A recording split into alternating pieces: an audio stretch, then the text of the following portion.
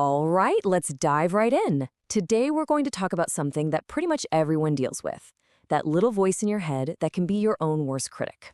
We're going to break down how to understand it, how to stand up to it, and ultimately, how to quiet it down for good. You know the one, right? The one that's always second-guessing you, pointing out every single mistake, telling you you're not good enough. It's a totally universal thing, but for some of us, that voice isn't just background noise. It's front and center, and it can be absolutely crippling. So to really get a handle on this, we've got to give it a name. Psychologist Dr. Phil Channon has a perfect one. He calls it the pathological critic. And that word, pathological, is key. See, we all have an inner critic, but the problem is when it gets turned up to 11. For people with low self-esteem, this critic isn't just whispering doubts, it's screaming insults. Okay, but that brings up a really strange question, right? If this voice is so awful, why on earth do we listen to it? Well, the surprising and kind of twisted answer is that on some weird level, listening to it feels rewarding. And this is where it gets really tricky. The critic's attacks hurt, for sure, but they also give us some kind of strange payoff. And that little payoff is what reinforces the habit, creating this vicious cycle that is just so hard to break. It's what keeps us hooked on our own self-criticism. Dr. Channon breaks this down into 5 of these paradoxical rewards that keep us trapped. Think about it. The critic motivates us with fear. It protects us from failure by convincing us not to even try. It even saves us from rejection by rejecting us first. It creates this messed up system where its constant put-downs actually feel necessary, and that's why it's so powerful. Now, this isn't just a vague feeling. There's real psychology behind this. Researchers make a big distinction between what they call stable and unstable self-esteem. If your self-esteem is stable, it's pretty resilient. But if it's unstable, it's fragile, and it's totally at the mercy of day-to-day events. This unstable kind is the perfect breeding ground for that pathological critic to thrive. So when you have unstable self-esteem, the stakes of just living your life feel sky high. Every little thing, a nice comment, a tiny bit of criticism, a small mistake, it all becomes this giant referendum on your value as a person. And the critic just loves this. It grabs onto these moments as proof that its negative story about you is true. Okay, so we've laid out the problem. Now for the good stuff. What do we do about it? How do we actually fight back? Well, the first line of defense is all about taking immediate, forceful action. And I just love this term, howitzer mantras.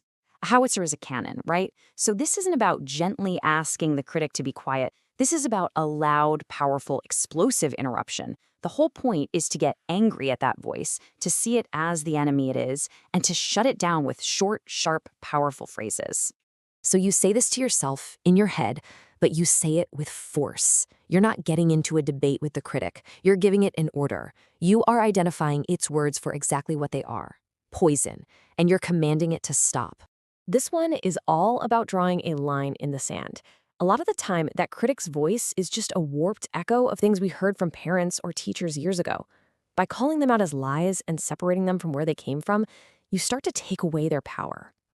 And with this one, you really tap into some righteous anger. You have to get mad at this voice for the damage it's doing to you. It's not a polite suggestion. It's a demand. You're treating the critic's voice like the absolute garbage it is and telling it to get lost. So those howitzer mantras, that's your immediate defense, your frontline assault. But for a long-term win, you can't be fighting that battle every single day. You need to build a fortress. You need a foundation of strong, mindful self-esteem. The heart of this long-term strategy is mindfulness. And what is mindfulness? It's simply being aware of right now without judging it. This is so incredibly powerful because the pathological critic is all about judgment. So when you practice non-judgment, you're basically pulling the rug right out from under it. So how do you actually do this? Well, there are a few concrete ways. You can work on self-acceptance. You can focus on doing things that line up with your real values. And here's the big one. You can learn to just observe your thoughts without judging them. You just notice them, maybe even say, that's a thought, and then you just let it pass by. And if you take one thing away about the long-term strategy, let it be this. That critic needs 2 things to survive. It needs your judgment, and it needs your emotional reaction. Mindfulness takes away both. When you can just observe a critical thought without freaking out or believing it, you're literally cutting off its food supply. You are starving it into silence. And, what all of this really leads to is self-compassion. The ultimate goal isn't just to shut the negative voice up, it's to replace it with a voice that's kinder, that's more forgiving. It's about accepting yourself, mistakes and all. This right here is the fundamental truth you're working toward. Your job, your successes, your failures, your relationships, those are things that happen or things that you do. They are not who you are.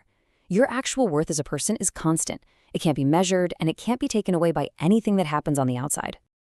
So I want to leave you with this question to really think about. If you took away all the achievements, all the failures, if you stopped measuring your worth by what you get done, what would be left? What would you measure your worth by then?